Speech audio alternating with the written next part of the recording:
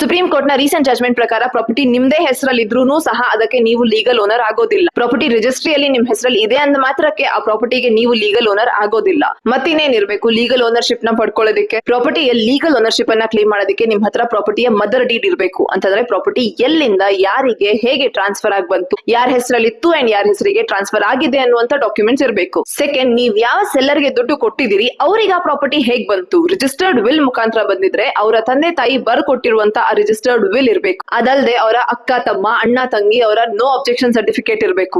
Bank ಕಡೆಯಿಂದ no objection certificate ಇರಬೇಕು. Property tax ನ ಎನ್ಒಸಿ ಬೇಕು. ಅಷ್ಟೇ ಅಲ್ಲ, ಎಲೆಕ್ಟ್ರಿಸಿಟಿ ಬೋರ್ಡ್ ಕಡೆಯಿಂದನೂ ಸಹ ಎನ್ಒಸಿ ಬೇಕು.